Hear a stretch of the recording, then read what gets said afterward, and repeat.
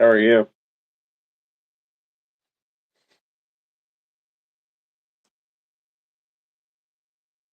That is a fact.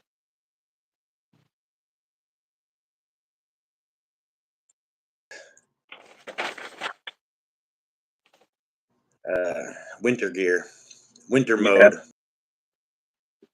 yeah.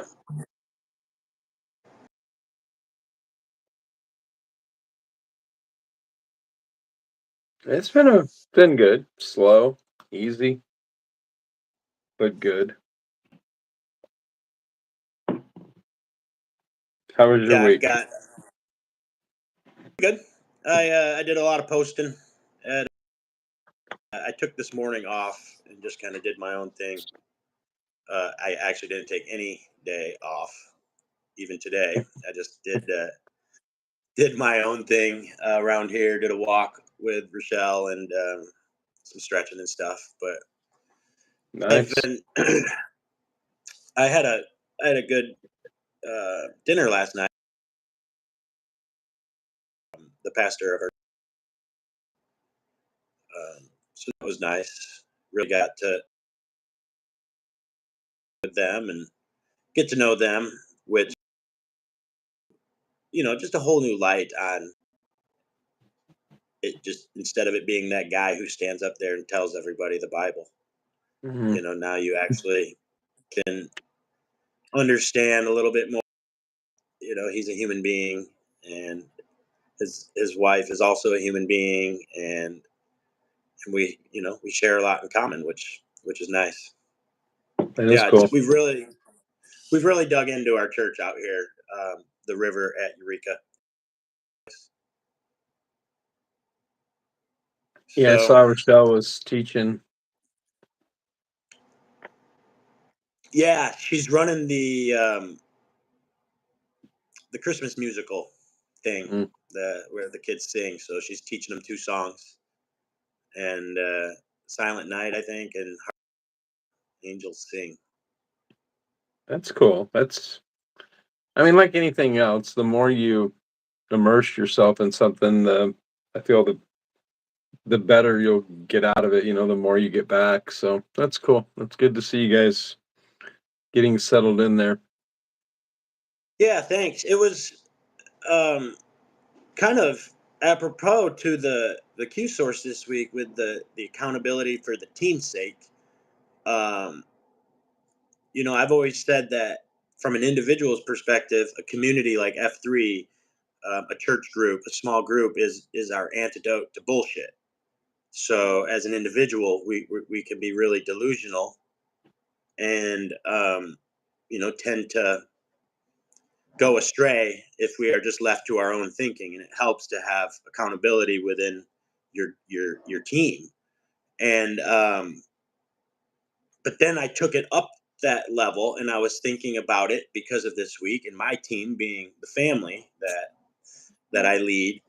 Um, my family in itself also needs antidote to bullshit.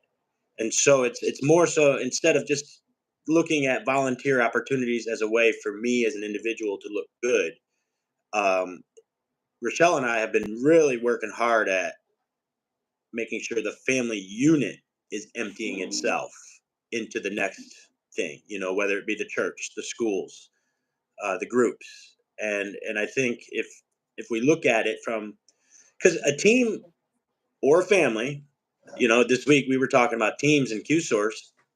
A team can have, develop the culture that it doesn't need to contribute to anything that doesn't serve its own, in- you know, individual team purpose. And I think that is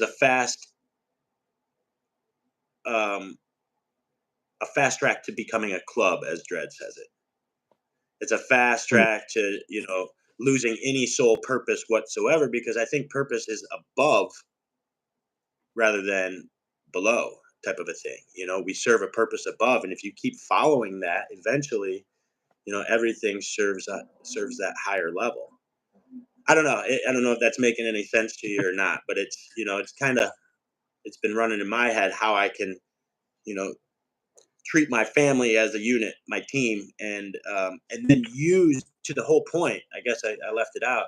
Use those groups as accountability, you know, for the entire family, rather than just going our own way and calling it good. Hmm. Did did you get a chance to breeze over the chapter at all? Yeah. What are your Yeah. thoughts? That was that's kind of funny. I was, what you're saying about like having, I guess this kind of goes into the second F, the social aspect of what we do. And like you meeting with the pastor, it's the same thing you said, he's just not some guy up there, talking about the Bible. Well, now you've put yourself in a situation too where you're not just some guy sitting out there in the Mm, audience, Now he knows who you are, and that's kind of a layer of accountability for him, right? Because you kind of know him, and now he kind of knows you. There's a familiarity there, and I think that's a good thing, you know. definitely. But yeah, so I was Yeah, reading through and the chapter, and I thought it was funny. I started off with, I always go to the dictionary, right? And I was looking at definitions of accountable, right? And the thing that kept it's like there's three definitions, and all three of them contain the word answerable. And I think that kind of stuck out really is what it comes down to is who are you answerable to? You know? right, I mean, obviously, from a Christian perspective, it all comes down to God. But then even, in your team, who are you answerable to? And another definition was capable of being explained. And that's, that goes back to, what are you doing? Are you able to, part of the accountability, I guess, is being able to explain what you're doing, right? Like, for instance, when your kids say, why are we doing this when we could be sitting at home on the couch, watching the latest episode of Lala Lala Island or something, and you have to say, this is what we do, and you have to be able to explain it to them. You can't just say, the explanation we always got was because I said so, right? right. And sometimes that Yeah, is the the articulate. explanation, but I mean, it's good to have an answer for why you do stuff. It's good, to be able to give an account of what you're doing. Yeah, I think you're spot on. The first point you brought up, though, that was what I was kind of poorly trying to explain. Is that what is the group answerable to? What's above it? What is the purpose? Um, And because I think even within certain aspects of church, let's just say, if you're in a small group within the church, you're going to serve that institution first and foremost, and then that institution is probably going to serve the community even above it.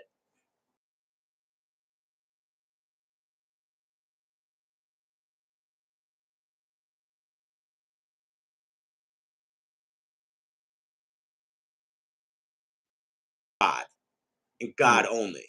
It's to where, no, it helps that they have a soup kitchen.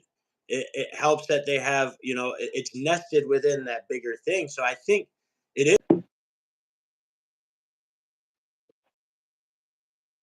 whatever team you're talking about, who exactly are we answerable to? And mhm. there could be multiple answers as you go up, but it's important, the first layer, I think, and to Right, know it, at the very least, it doesn't end with us. right. It's not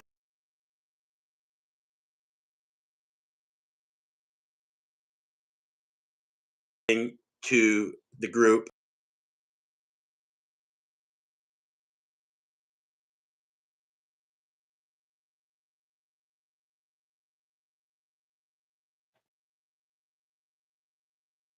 Yeah. Yeah, it's because then the next question is why, and then that's when you have to be able to articulate it. Why are we answerable to these people? That's what at Right. least my son would say, or most people who Oh, are unsophisticated, at least, their first question is why are we answerable to these folks? And yeah, if you don't have a good answer, then you just kind of end up like the TV dad of the '80s or Red Foreman. Just because I man. That wasn't just TV. yeah. And I think this chapter. I remember last year kind of really settling on this chapter for like a couple of weeks and just dwelling on it. And I do, as far as an organization, I do wonder if we are answerable. Who do we answer to, and you know the accountability and stuff like that. And Dredd talks about having standards, and it's like, do we really articulate the standards well? And um I think it's more of a process than it is like a hard, firm, answer where you can check off a box and say, this is done. But, you know, Are you speaking within the domain of F3? yeah, I mean, definitely. But I guess also, even, like you said with church, Yeah, we talked about this a little bit on Wednesday, or maybe it was with my group out here on Thursday, but nonetheless, I kind of settled on culture status quo today is really uncomfortable with consequences. mm, hmm, And because of that, then that's the back half of a standard. And I think most people, they forget that. And everybody likes to say we have standards. Oh, I have standards. This company has standards, and you hear that word thrown around a lot. But I think it's just fluff, because on the back side of that is consequences by definition, without having a consequence. And we're really, really uncomfortable with that. sure. Culture wide, we don't know how to deal with that. And because again, I guess it's the insistence that there's always somebody that's going to from a standard to some degree for. Hmm. And I think that's the important part to note. And Dredd talks about this, that I think they should only be considered, and I don't even want to use the words left behind, because it's just simply a time frame issue. If the person is willing, Dredd makes a really big emphasis on that. If you have somebody, or if you have an organization, a team that's attempting to meet standards, that is constantly willing, then I think that's the key point. But that willing, to be willing, you have to be willing to endure the consequences, because you're still not meeting the standards. So Right. that's the point that I kind of had to get around to, is that we've got to find a way to instill that, that ability to fail, that concept of ability to accept. I just didn't measure up, and now I have to. That is, if I want to measure up, I have to rearrange some priorities. I've got to. I don't fit, and so I've got to make it so that I do fit. But Mm, biologically, it comes down to a fitness question as well. Like, do you fit in the environment? Does the right. environment accept you? And if you don't fit, then you have to adapt. You either have to move your environment, or you have to adapt to your environment. And yeah, it's a really strange concept that I think we all struggle with, truthfully, because we can set standards for ourselves individually. But the to bring it back down to earth with F3, I've always been impressed with the time standards. I know it's minimal, and I know it's pretty basic, but Hmm. in today's day and age, making sure people and start something on time, actually, I've seen to be a really difficult um, Sure. it we've fast turned ourselves into a laissez-faire European type of a culture where time doesn't seem to matter. And I think F3 does a really good job at that aspect of, we start on time, we end on time, and apart from that, there can be a lot of leeway, but those are big standards, I think, even in today's culture where anything Yeah. goes. No, that is I guess that's one of those, little check off and win the little things. It makes the next step easier. That's something else. Another part of this that I really did a lot of thinking about, I guess, was where he's talking about accountability, how we help men through, defeat their gesture and the flux and stuff like that through accountability. And watching out for your blind spots, how like we can't see our blind spots. That's why it's a blind spot, right? And having people around you that are willing to hold you accountable is great. But the hard thing about that is, like you said, if you hold somebody accountable, then you have to open yourself up to be held accountable too. And it's a hard thing. Nobody, like, if I'm in an accountability group for eating and stuff like that, and if I'm out at IHOP at 3 o'clock in the morning, slamming the big stacker with the whipped cream and the chocolate, and I look over and I see Tatanka sitting two tables over. I don't want him to get up and come over and you know carry his big stack over and tell me I don't need to be eating that.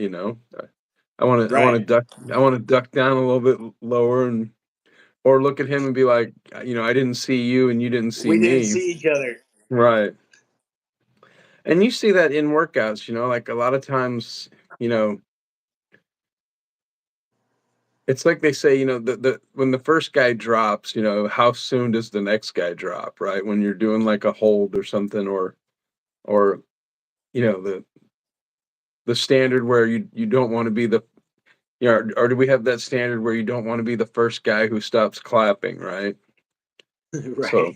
some somewhere between those two is as good as accountability. You have a guy who's willing to say, are you giving it your all? And then ask himself too, am I giving it my all?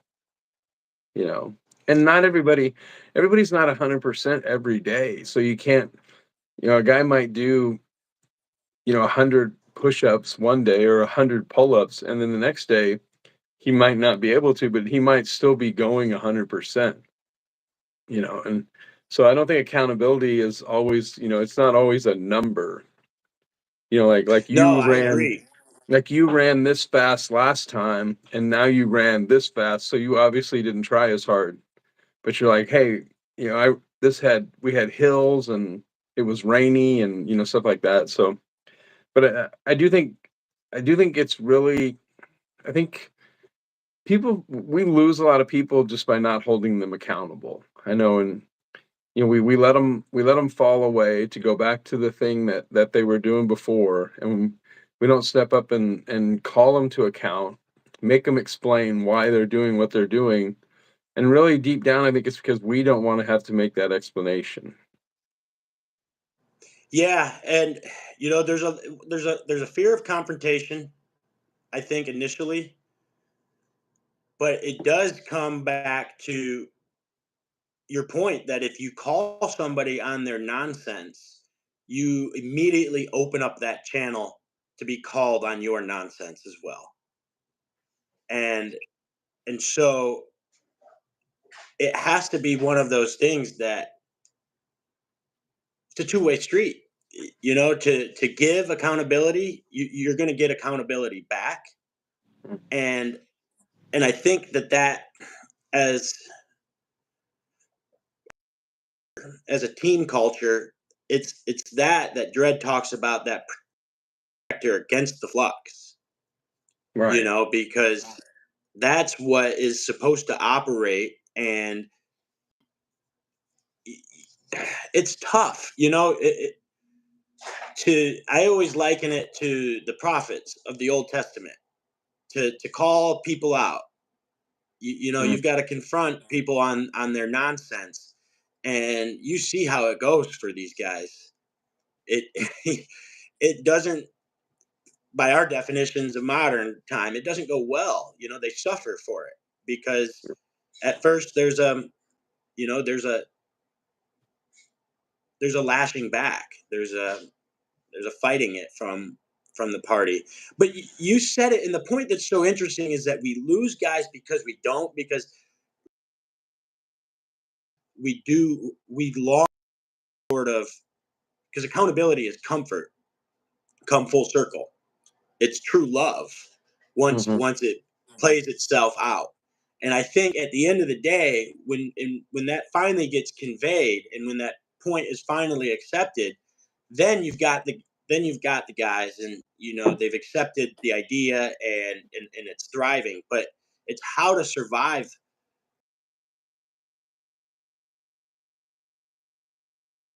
and it's all different based on different individuals who reject the accountability.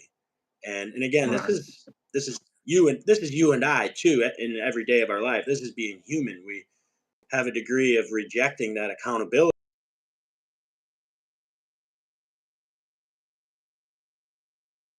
Train of thought as I was rambling. um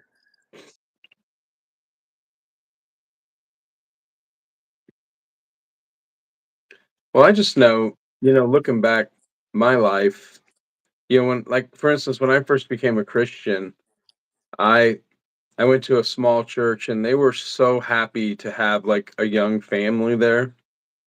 And like they were great people. Like it's still a group of people that I just deeply love. But I mean, I'd tell them stuff that I was going to do after church and they'd all just like smile and nod. And then I actually got invited to go to another church and we went there and I was talking to some men and I was kind of like, well, I'm going to go see you guys. I'm going to go do this. And they were kind of like, why are you doing that? And like they started questioning the stuff that I talked about. And at first I was kind of like, this is not how how dare we're you? supposed to, this is not how we act. And then it was like, and then I started questioning it. Right. And I think that's the key point of accountability is not just someone it's not just being confronted, but it's in a way that kind of makes them question themselves, like I guess that's what I think that's what the standards are for, because then it's not like it's like going back to the prophets, right? The prophets didn't roll into town and say, hey, I came here to tell you that you need to stop doing that. It's like God sent me here and he said it's kind of that Right. next level of and then you have to realize that is this what we all signed up for? And I think that's part of accountability too, right? Like when you say we're going to start at 5:30 and some guy rolls in at 5:45 and you're like, okay, we're going to stop and we're going to do burpees now, right? Which I absolutely loathe. But still, it's like, hey, you agreed to come at 5:30, and it's cool that you're late. Like stuff happens, right? People like things happen, but that's not an excuse to not hold the standard. It's like we don't we're not mad See, we're not punishing everyone, we're not mad at you, but this is a standard. We all agreed to it, and it sounds so hokey, but these things have to be conveyed in love. right. And we have to smother the message in. It needs to be screaming that we care for you, we want your best, we love you, and that's why we're doing these things. The point that I lost my point earlier, I had a cliche statement that, think of your kids. How much silliness, or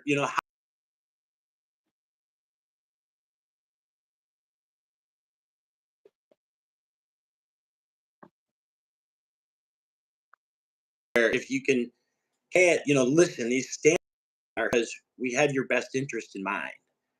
Right. And that's the key point that I think is lost, especially when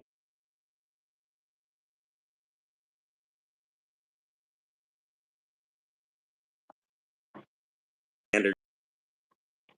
Hmm. And so to get past that though is you got to realize that the purpose of those standards is so that you can fall into a love with the others that have standards Right. that because Well, again and imagine just how it has to come from love too, because if not, it's just a list of rules, right? That's, that's, rule-based leadership. I don't think I've ever seen it be highly functional or highly successful. I It has call to it be, management. yeah. People, it has to come from care and love, and that goes back to something I was thinking about when you were talking about, the dinner with your pastor, right? When you guys are now, you guys, hopefully, you guys establish a relationship, and you have some, all those buzzwords we like to use, like proximity, and but anyway, you guys become familiar with each other, which is part of the root word of family, right?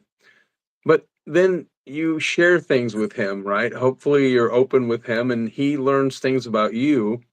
And then when he sees you, he's not driving through town and he's like, "Hey, that's that guy who goes to my church." He's like, "Hey, there goes Randy," And like, say you share with him one day, I've really been struggling with road rage, right?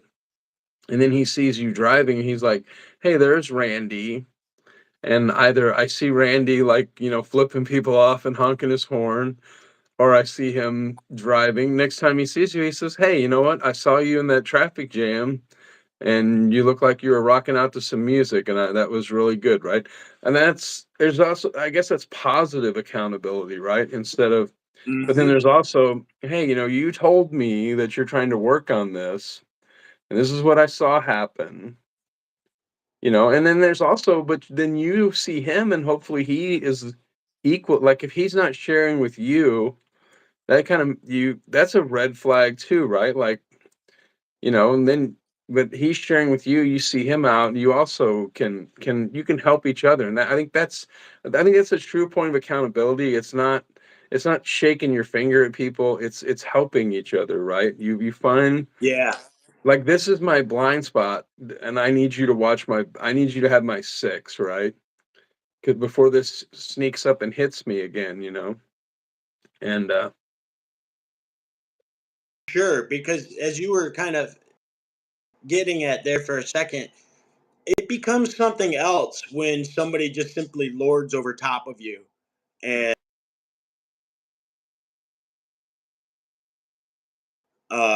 if the relationship isn't open enough to, you know, I guess it doesn't have to be even the same category of struggle, but just to share that I too struggle in certain areas, and I don't struggle with road rage, for instance, but I struggle with procrastination and other issues that I just wish I could know. And so, right. but I guess vulnerability is probably the word. The understanding that we're each sharing our vulnerabilities, and there's something so powerful in that, because then that's what develops the accountability that we've been discussing. Hmm. No, it's really good. Um, you got any last words? No, I think it's good.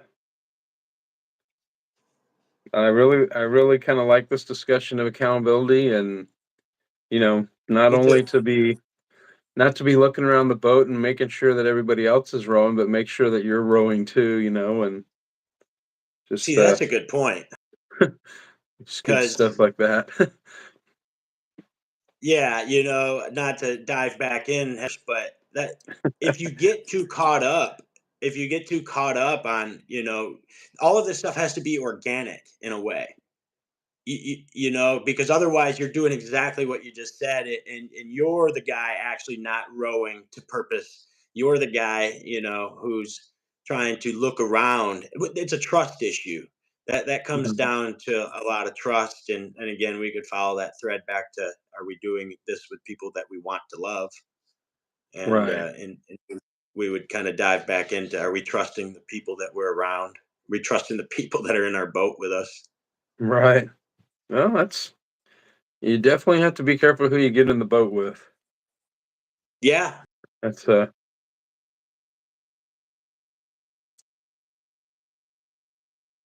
right, unless you want to swim alone, or test your strength with the, then you're right. there. Pulling old Jonah, I guess. That's pretty funny. All right, buddy. Well, I Alright. appreciate you taking the time. This was good. This was really good this morning. I like the way our discussion went. Yeah, always a good time. Yeah, you bet. Give everybody give everybody a hug from Uncle Carjack, and you guys have a great day. I see you're chasing the wrestling life has started.